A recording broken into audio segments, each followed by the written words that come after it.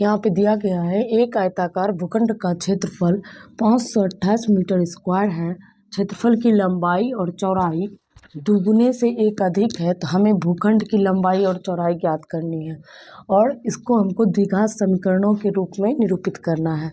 तो सबसे पहले हम लोग मानेंगे भूखंड की लंबाई और चौड़ाई, उसके बाद उसका क्षेत्रफल के अनुसार बैठाएंगे। तो लिखेंगे माना कि भूखंड की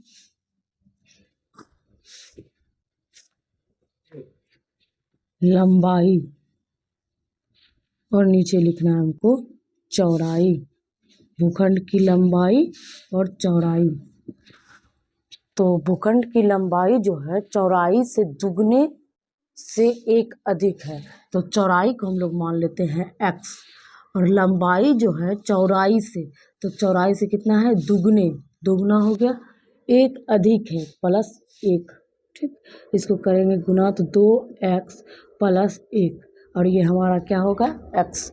अब हमारा दिया भूखंड का क्षेत्रफल, तो भूखंड का क्षेत्रफल दिया गया हिसाब में है 528 और यहाँ होता है इसका फॉर्मूला लंबाई गुना चौड़ाई बराबर 528। तो लंबाई हमारा क्या दिया है 2x प्लस एक और गुना चौड़ाई क्या दिया x बराबर 528 लिख दिए।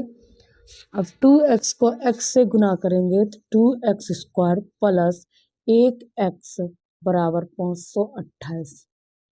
2x स्क्वायर प्लस ये जो x है हमारा, इसके पास चर है, चर के पास एक नहीं लिखा जाता, सिर्फ x लिख सकते हैं और ये प्लस इधर आके क्या हो जाएगा माइनस 528 बराबर क्या हो गया हमारा 0। तो ये हमारा द्विघात समीकरण के रूप में आया। अब इसको आगे के कुछ भी नहीं करना है क्योंकि सिर्फ इसको द्विघात समीकरण के रूप में निरूपित करना था, तो हम लोग निरूपित कर दिए।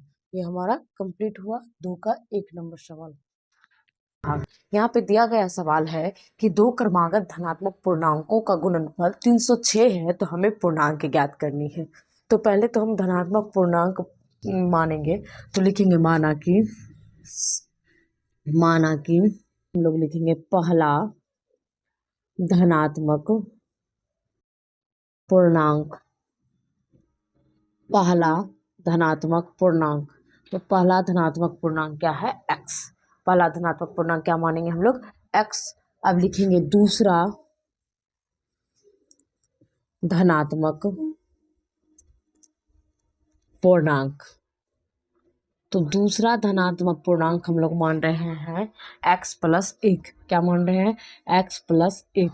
ठीक, दूसरा धनात्मक पूर्णांक x प्लस एक हुआ। ठीक, अब यहाँ पे देखना है दो क्रमागत धनात्मक पूर्णांकों का गुणनफल।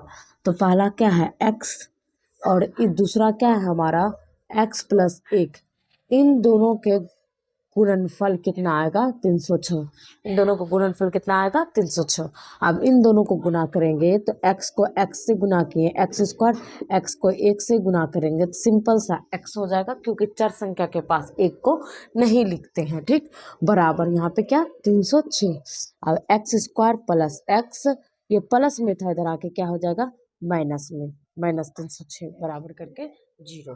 तो ये हमारा निकला क्या द्विघात समीकरण के रूप में, क्योंकि यहाँ पे बोला गया था कि सिर्फ सवाल को क्या करना है द्विघात समीकरण के रूप में लाना है, आगे इसके नहीं करना है। तो ये हमारा द्विघात समीकरण के रूप में आ गया। तो 2 नंबर का दूसरा भाग जो है हमारा क्या हुआ कंप्लीट हुआ।